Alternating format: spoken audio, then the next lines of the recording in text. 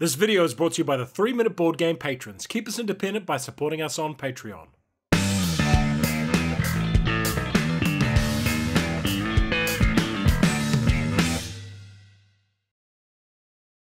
Kia ora koutou, and welcome to this video about my shelf of work.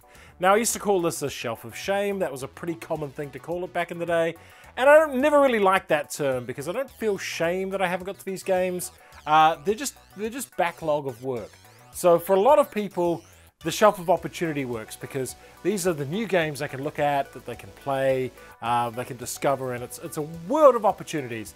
For me, being a professional board game reviewer, this is mostly work. Like, this is just a backload of things I probably should get to sooner rather than later. But considering that each game takes, multiple plays to get through and discover, it's very easy to end up backlogged. Especially when you say yes to a couple of things you probably shouldn't have. And you also you still pick up games because you're like, oh, I like the look of that one. Oh, that's out of print. I think I'll grab that and have a look. So what I'm going to do here this time is a little bit different than what I've done in the previous videos. So in previous videos, I've kind of gone along, this game does this game does that. Oh, I'm really keen about that one. And I kind of do it in sequence. Here I'm going to grab all the games off the shelf and I'm going to break them into a bunch of different categories. And these categories will be based on whether I'm going to chuck the game out, or likely to chuck the game out, whether I want it put on the channel almost immediately, games I've already covered that are ready to go on the channel, games that just keep slipping by, and unusual oddities that probably won't get on the channel, but they're just sitting on my shelf of work because I've picked them up and gone, oh, that looks interesting. This process is going to take me a while to take all these games off the shelf and stack them into different groups and then sit down and talk about them. So the next time you see me with some movie magic, I'll be wearing a very different shirt. Modern classics. In front of you are 4 of the biggest games in board gaming. Well, Memoir 44 is probably a bit behind the other 3, but you take my meaning. None of these games have been on the channel before, so I haven't done Ticket to Ride, Catan, Carcassonne, or Memoir 44 in about 3 minutes. And I probably should, considering how popular and ubiquitous these games are. So these are ones that I've picked up very recently to add to the shelf of work and things we need to do. And mainly just because I think they're games that will get a lot of clicks over time. People will be looking for a summary of Catan for years to come. It doesn't matter that the game is like 20 years old. People will still, be looking for it. So are there any other games you think fit in this category of, ubiquitous modern classics, for want of a better term, games that the channel hasn't covered, but that are just out there in abundance? Oh, another one I want to add to this group of 4. The 5th game would be Dominion. That's another one. I want to borrow a copy or get a copy of that and just do a basic Dominion in 3 minutes. So I think, again, such a ubiquitous game, such a popular game. It'll just be out there. It'll be an asset for a lot of people to have a summary video, for however long it stays on the internet. So yeah, if you have any other games you think would fit into this category of modern classics that need to probably be on the channel just to, fill out the channel, make it a more complete and full experience, let me know in the comments as well.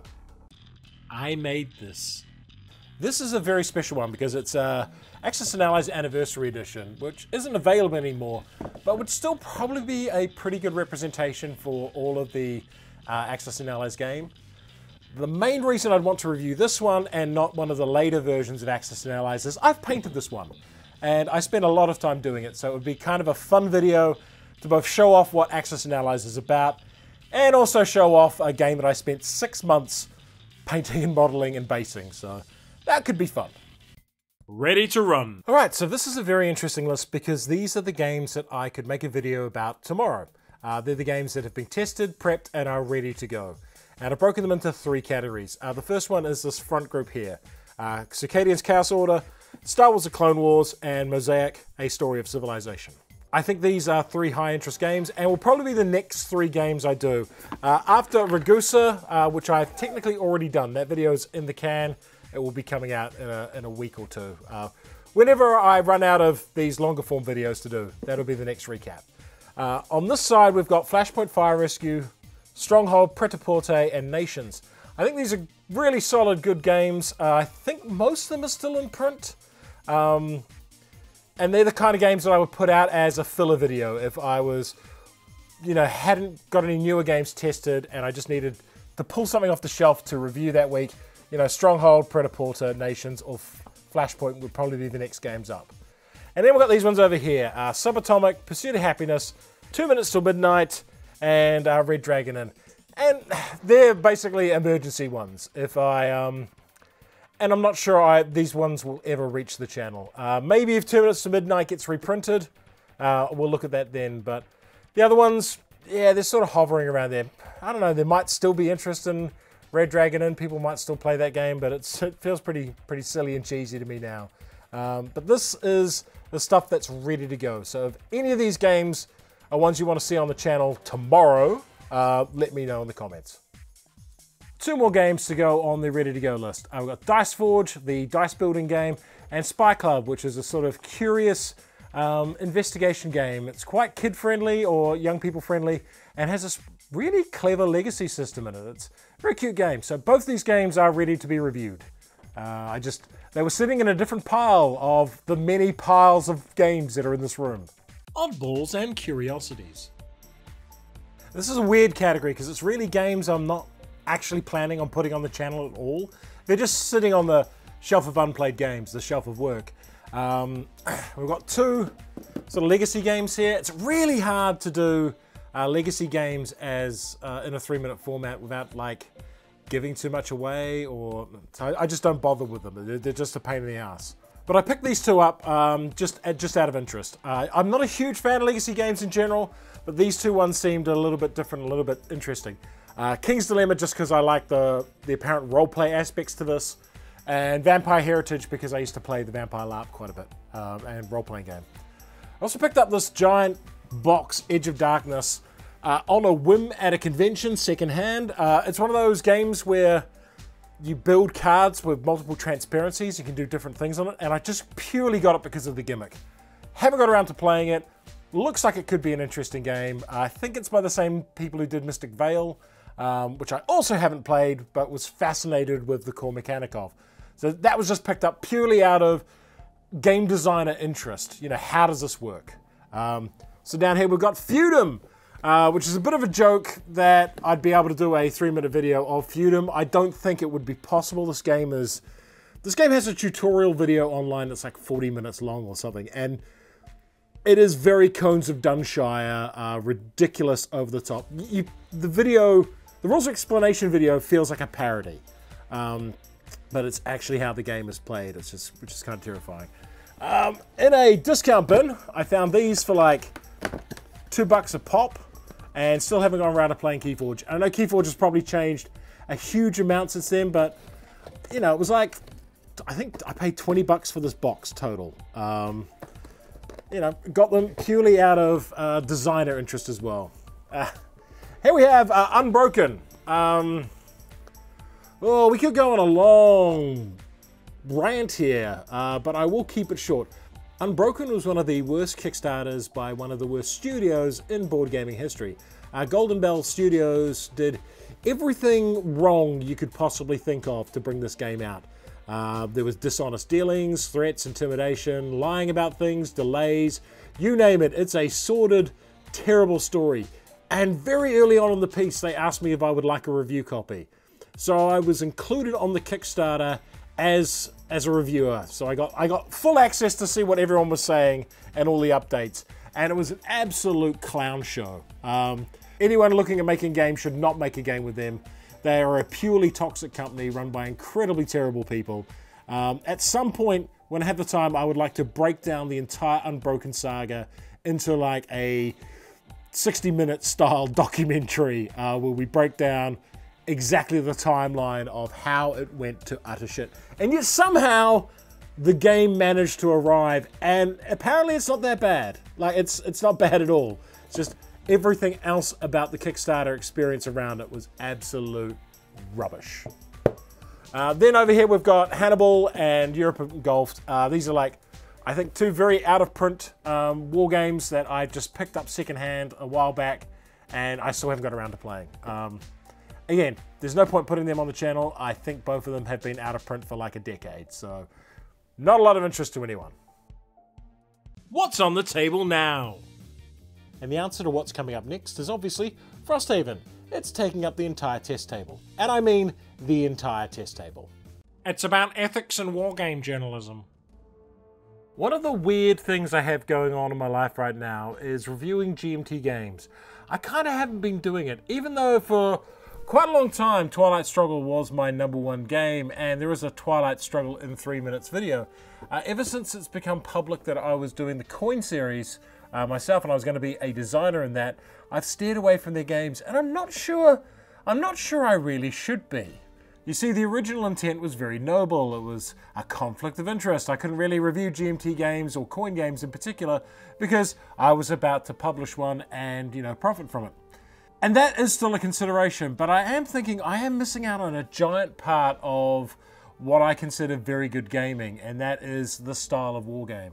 And there's a whole bunch of games I've got here that just I'd love to put on the channel. So at the very least, I'm going to do Cuba Libre at some point because I want to do a recap of my own game. I want to do a sort of a quick 3-minute summary of my own game. Not a review as such, but a summary of it. And it'll be weird not to have practiced on another game in the series before then. So I think that the core idea with this will be to put a big whopping disclaimer that yes, I am a board game designer who will be published by this company.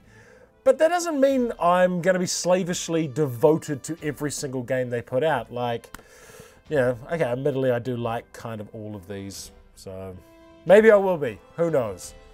Anyway, that's a discussion point I'd like to see what people have to think about in the comments. A big whopping disclaimer, cover the game as normal, and I think it should be okay. Otherwise, I'm leaving a large part of my personal experience in gaming on the table. Just to really cover my ass for other people's games. You know, it's a weird one. Let me know what you think. Coming soon to a table near you. Alrighty, this list is the games that I'm most likely to put on the channel next.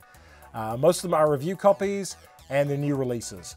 So we've got a bunch of stuff here. Not all of them are review copies and not all of them are new releases. Some of them are just games I've got my eye on, like Maglev Metro. Being someone who's really enjoyed Suburbia and the Castles of Mad King Ludwig, kept an eye out for Ted's next game, Maglev Metro. Also, apparently there's an expansion coming that's going to feature Railways on Mars. I'm a sucker for Mars, so I picked that one up. We've also got Acropolis, Solasphere, the reprint of Libertalia, this big game here, V-Sabotage, which is a sort of World War II Commandos game, which looks really interesting to me. Tidal Blades, Starship Captains, which is a new one from Czech Games Edition. We've got this thing here, Twilight of the Gods, which it's from Starling Games, and it's a CCG, or equivalent, or LCG, or something like that. But it's made by Chris Cluey, who's a former punter for the Minnesota Vikings, who I've followed on Twitter and generally been a fan of for a while. So, you know, also known as Chris Warcraft. Massive NFL nerd, going back a while.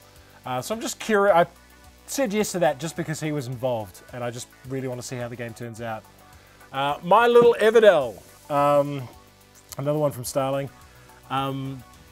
I just sucker for cute animal games, like I really am. And this is the kind of game, if it works for kids age 6 or so, then this is the kind of game I can line up to play with Anne in 4 or 5 years. And that's cool. I'm going to be covering a few more kid-friendly games as well. Then up the front we've got Hamlet, which is another newish game. I think the Kickstarter's just delivered. We've got Northgard, King of Monster Island, which is the Richard Garfield sort of King of Tokyo adjacent game. So it looks very much like King of Tokyo with extra bells and whistles. Here's Northgard. There. And finally, June Arrakis from Gale Force 9, which is one of the June games I didn't get to last year because there were a lot of June games that came out last year. So I got to a few of them, didn't get to all of them. So these are the games that are front of mind for me to get on the test table next. So if any of these leap out at you and you're like, oh yeah, I really want to see that one, let me know in the comments. My shelf of shame. So this might shock a few people out there. I actually still back games on Kickstarter. I don't always rely on review copies, so I still pick up some things in retail. I borrow games off people, and I sometimes just flat out back them on Kickstarter if I like the look of them.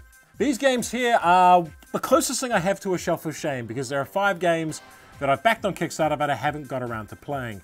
And I fully intended to, but most of the time, games I need to review for the channel have come up and taken over them.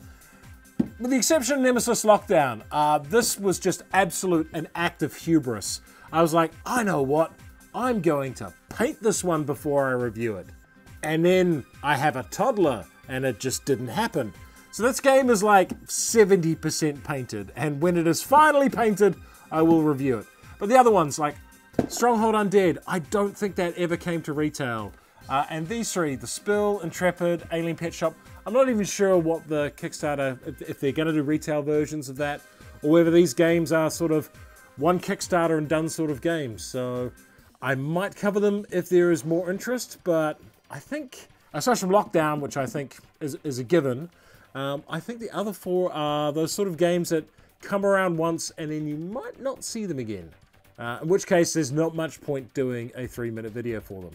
Let me know if you know that there's a retail versions or plans to push these games out, or if they're doing way better than I think. The Table of Broken Dreams, Part 1. Here we are at the many other games that don't fit in one of the other categories I've already talked about. Many of these games I've just picked up at whim over the years and just haven't got around to reviewing. Some are review copies, some are games I've picked up secondhand. So here we go, and a few, like Stardew Valley, games I've picked up new. So Stardew Valley, again, don't know much about this game, picked it up because Steph loves Stardew Valley, we just haven't got around to playing it because we've been too busy with the baby. Stroganoff, got the secondhand for Soddle, looks cool, haven't got around to it. Jurassic Park, another gift for Steph, another game we haven't got around to playing because baby. Taverns of Tefenol, got this one on sale. Again, the designers made some games that I really liked, so I thought I'd give this one a go as well. Then we've got the next 2 Century games, still haven't got around to playing them. Cascadia and Calico, these are very recent additions. I picked these ones up purely because I thought they might be just good, low complexity games to sort of fill out the collection, and yeah, so those are brand spanking new. Then we have Fallout Shelter, bought on a whim. No idea if anyone actually has played that or done anything with it. Then we've got the 2 Vladimir Suchi games that I picked up because I really liked Underwater Cities and still haven't got around to playing. Oh, poor down here we have Bristol 1350. That looks really cool, and I just, every time I go to play it, something terrible happens in my life. I've gone to play this one twice. Both times I've got really ill, so it's another cursed game. Then we've got these 2 Gale Force 9 ones, the Pathfinder Level 20 game and Doctor Who Don't Blink. Again, just a sheer volume of games coming in last year. These 2 got pushed to the side. And push, sometimes I get unsolicited games. This is one of them. I can't even remember where it came from. It's a Ravensburger game, but I do not recall asking for it. So, sometimes things just turn up in the mail. Burgle Bros, which came with Sabotage that I reviewed ages ago and I just haven't got around to. Tiny Epic Galaxies, which I got on special a long time ago. Still haven't got around to playing it. It's been there for like 3 or 4 years now. I played a couple of the other Tiny Epic games before I played this one, and I didn't like them, so it's kind of cooled me on that. Then we're to Clank, and I got the Space Clank because someone said to me, oh god, you haven't played any Clank games, you should really play Clank. So I got the Space one because I prefer space to other themes. So we'll give that one a go as well. I think that will be one of those games that gets pretty good interest. A fair few people have asked for me to do Clank in the past. Up here we have Trajan, which I just picked up. I think this is out of print. I'm not sure, but it's definitely an older game. And I got this because I play Castles of Burgundy and thought that was absolutely brilliant. So I checked out Stefan Field's next highest rated game, and it's Trajan. So I will very much get that. This is a Christmas present to myself. So very, very new. Istanbul, the dice game. Again, a suggestion from a friend, saw it on discount, picked it up. Russian Railroads. I managed to pick this and all the expansions up secondhand from the same person I actually got the Europe Engulfed and a few war games from. So that was a good steal. I think I paid like 250 bucks for 4 or 5 out-of-print games. So, you know, bargain hunting. I mean, the fact is, yeah, it's bargain hunting, but if you're not playing them, it's, you know, stuff locked up. This is what happens when you get a toddler and you don't have the time to play your damn games. Scorpius Freighter, one I picked up on sale. I think this game's time is gone. I think it came out, it looked vaguely okay, and then I've never heard anyone talk about it since. Dimension, this was a super cheap game picked up. Whistle Stop, I think there's a sequel to this already, and I still haven't got through the original. Got this one in a math trade like 5 years ago, I think. Yeah, still haven't even opened it or set it up. But it is a Bizer Games, and I do like their stuff, so I really should get to that as well. And then Dungeons, Dice, and Danger. Another game I didn't really ask for. Yeah, it just turned up in the mail. Not really my cup of tea, so I don't know what I'll do with that. And we've got a whole nother table's worth to look at, so be right back. Not modern classics. One of the things we haven't touched on the channel very much are classic games, and I keep wondering if there's a spot for them on the channel. We've done chess in about 3 minutes, but we've got other games that we've got copies of, like Backgammon and Go, and even Rummy Cub and Parcheesi that might be of interest to people, or might generate some views. If there are, even poker, I guess, could be a game that could be included on, you know, poker in about 3 minutes. If you got any thoughts on classic games, what ones should be included? I think Go is probably a good one, and Backgammon, I think those two are pretty good. Maybe reaching with the likes of Monopoly Star Wars, which is the only copy of Monopoly we own. But maybe Monopoly in about 3 minutes could go on the channel. Who knows? But anyway, your thoughts on which of these classic games should cover, or should the channel even bother to cover classic games? The Table of Broken Dreams, Part 2. Alrighty, let's kick off the second set, and we'll start up with Pipeline. Another game I was really interested in, really wanted to play, it's just never hit the table. Got some people I know who know how to play it and can offer to teach me, so that one could hit the table shortly. Godspeed, Flourish, Umbravia. Here's 3 games I think have come and gone. Not sure there's much interest in any of them. Near and Far. Again, the issue with campaign games, I just don't have the time to commit to them. I pick a couple up every year. I tend to play them about a third of the way through, and then I have to move on to other things because of the channel and life. And this one's just been sitting unplayed for a very long time, and I love the look of it. I love the earlier games. It also meant I've missed out on playing the sequels to this. But you know, there's no point buying the sequels to this one if I haven't got to this one, so... Original Manhattan Project. Again, picked this up secondhand. Got it as an interest thing because I played 2 Minutes to Midnight and I played Energy Empire. I thought, why not play the other one as well? Pachacuna. I gave up assembling this one because it had annoying stickers. That's it. Stop making me spend hours assembling your damn games. It's just a damned inconvenience. Nothing personally to me puts me off playing a game than sitting down, unboxing it, and having a craft assignment. And this one was really frustrating because I didn't figure out how the double-sided thingies worked for a while, and I just got really angry with it. So that's just sat there for like 6 months without me touching it, just because I'm pissed off with it. Holly Festival of Lights, picked this up solely because it looks beautiful. It's absolutely beautiful looking game. We'll get around to playing it at some point. The Thing! Ideally you want to play this one with 6, 7, or 8 players. That just hasn't been a thing lately. Now we've got a much bigger table. Should be able to do that a little easier. Dark Moon. This originally started life as Battlestar Galactica Express, and I remember it quite vividly as BSG Express on the Board Game Geek forums. Sort of a fan mod of Battlestar that streamlined the hell out of the game. So just out of curiosity, I've picked it up. Chai Tea for 2. Haven't played this. Reviewed Chai, didn't think much of it, so that's knocked Chai Tea for 2. Deus, again, super cheap game. Picked this one up because someone compared it to another very popular game and said it did something better, but it's been like 3 or 4 years. Ruins of Mars, picked that up because Mars, haven't touched it. Food Chain Magnate, got that one secondhand for a pretty reasonable price and a whole bunch of tuck boxes and everything. This is one I picked up to review at some point just to fill gaps, because Food Chain Magnate is such an iconic and popular game. Feels like something that would be good to have a short summary of. Then we've got Quantum. This is out of print. I'm mostly just showing you this to make you jealous, those people who want their own copy of Quantum. Forbidden Sky. I've done Forbidden Island. Forbidden Sky I've played once and didn't think much of it. So it seems like a giant gimmick, and it seems like a giant gimmick that flopped based on the number of copies that were available super cheap at our local stores. And then finally, Irish Gauge. Picked this one up secondhand. I don't have many proper train games, so I wanted to give a proper train game a go.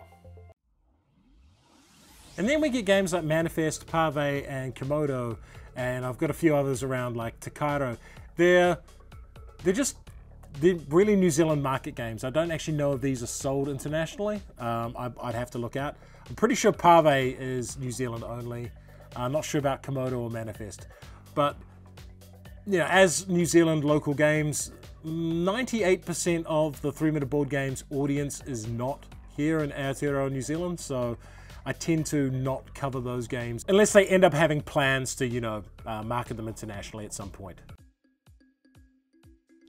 So after this video, there's going to be a culling process. I'm going to go through and decide which of these games are just, they're going to get sold, they're going to get moved on, because, yeah, I've got a year and a half, 2 years worth of content here to get through once I've fully restocked the shelf.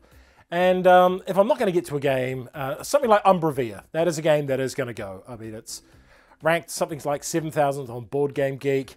Not that many people own it. It doesn't look like it's in print anymore, or if it is, no one's that interested in buying it. So there's not much point reviewing it. So if there are some games I've gone through that are pretty much a waste of time, just let me know in the comments as well. And there are some that I kind of went, that's crap, and you actually think are quite good, let me know that as well. The fact of the matter is, this whole shelf thing is an uncontrollable mess right now. This is one of the things I really want to get on top of over the next year or so, is just getting down the amount of backlog I've got. With baby, with moving house, with all of the issues we've had over the last 2 years, it's just built up. There's so many games in there that I picked up 2, 3, 4 years ago that I haven't got to, simply because life got complex. You had lots of work, the channel, then pregnancy, baby, her health problems, all that stuff. And now I'm a full-time dad, and I'm really doing this in the evenings. So not a lot of time to get through, you know, a backlog of 150 odd games. So I need to be a bit more ruthless. I've tried being a lot more ruthless on the games I say yes to. But then I have moments of weakness where I'm like, you know what, we haven't covered Catan. Maybe I should pick up a copy of Catan and put that on the shelf. That happens. So I still am dealing with my own bullshit when it comes to an out of control collection. But I keep rationalizing it by going, yeah, but it's for work. But I have a finite space, and also it puts pressure and stress on me having a whole bunch of crap there that I know I'm not going to get to. So yeah, based on your feedback, based on my patrons' feedback, I'm going to do a big cull. We're also going to do a video coming up next week of all the games that I got rid of this year, or last year, which is quite a few considering how overloaded that shelf is. The sheer number of games I also got rid of, we were getting through them at a pretty good clip. So there's going to be a bunch of games on that video. So stay tuned for next week for that video. And until that time, keep us independent by supporting us on Patreon. Like, share, and subscribe to the channel. Ka kite anō. Take care, everyone.